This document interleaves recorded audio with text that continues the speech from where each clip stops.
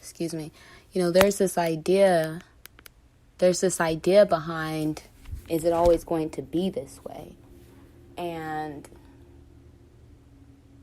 what does that mean? And I'm talking about relationships. Is it always going to be like where the woman is submitting or coming second or yielding to her man or her partner? Because, some of us are in same-sex partnerships. But I'm really speaking to heterosexuals because I know that a lot of women who are in heterosexual relationships feel that way. Am I always going to have to support his dream? Am I always going to have to be quiet to his needs? Am I always going to have to come second to his needs? Am I always going to have to be quiet when he is untamed? Am I always, and then it's ... for that woman. But I want to offer women and people, because if the shoe fits and you're a male, then it applies to you as well. I want to offer another mindset. I like to think of relationships, or at least my relationship, sometimes I think of it like sister-brother. When my brother did something to me, I didn't say, you know what, you're out the family, i.e. I'm divorcing you, or, you're no good and I'm calling you all these things. Like, honestly, I didn't talk to my brother that way. I didn't go off and, say all these names. And, unfortunately, there was a lot of silent treatment going on. And I do see how in my adult years, I have also weaponized the silent treatment. And that's something I've worked on. But I think that comes with growth and maturity coming out of that.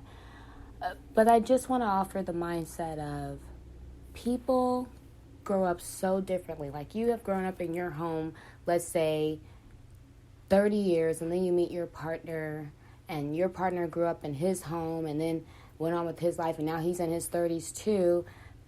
All that years of experience is coming together, and you're expecting someone to know how to do you when you really don't even know how to do yourself at times. And you're expecting someone to come in and just knowing how to, live life the way you and your family live life, yet they weren't there with you. They didn't have those experiences with you and your family and your parents. People express love differently. And imagine if I grew up in, let's say, Rancho Cucamonga, and someone else grows up in, let's say, Fresno, California. Even though those are the same, the cities are in the same state, the environments are very different, even the climate.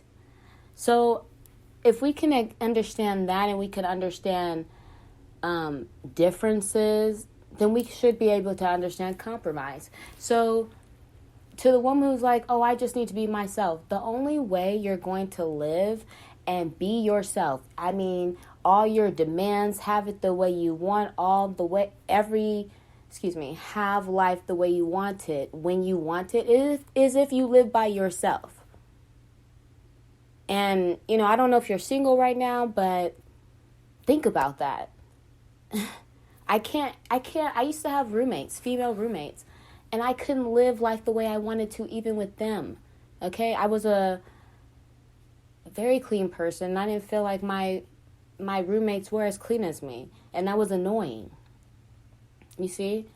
But I lived with it, and I didn't curse them out and kick them out and say, you know what, I want you to sign this friend piece of paper because, you haven't done your dishes. No, I let it slide a lot of the time. So I don't know why when I'm in a relationship and I'm married and I'm living with my partner, do I feel like I get to dictate so much, and when I'm not getting my way, I'm so extremely sad and depressed and feeling lonely and feeling like, something needs to give, like something needs to satisfy me. That's the ego.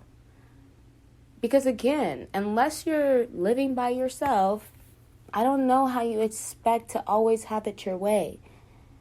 That's just not life. It's just not. And before you had that partner, I'm sure you had moments of maybe wanting a partner, maybe feeling lonely, right?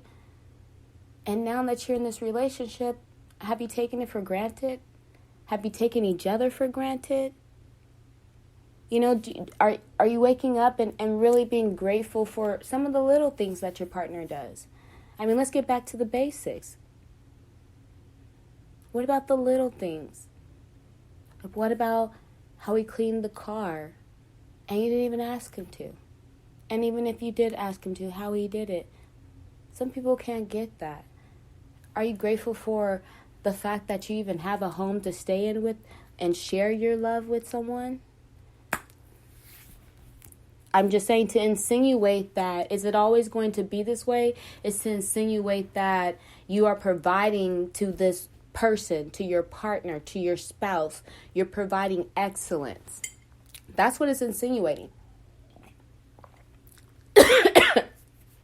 To an extent, you're insinuating that when I'm offering this person is completely satisfied with me and I'm the one who's not satisfied. Because what if the shoe was on the other foot? I mean, God forbid he was feeling like, man, will she ever finally lose weight? You wouldn't like that. Or, man, is she ever going to learn how to cook? But he's accepting you for you. I mean, yeah, he might complain about it, but I just don't rarely hear men say, gosh, am I always going to have to pay these bills? Am I always going to? And I'm a woman myself, so I am not, trying to go hard on women or say that we don't, we don't overextend ourselves and over love and over give. I'm not trying to say any of that at all. This is just about having a positive mindset and making life work for your benefit. It doesn't benefit us to get caught up in those small nuances. Oh, well, keeping track and being petty. I'm saying if you want to live life purposely, intentionally, mindfully, and have peace and have a healthy relationship, you're going to have to push against that old self. And that might feel like resistance, but you're resisting the old self to birth the new. So that's okay. That might feel uncomfortable. You might even feel, at times I felt a little crazy. At times I felt, uncertain of myself.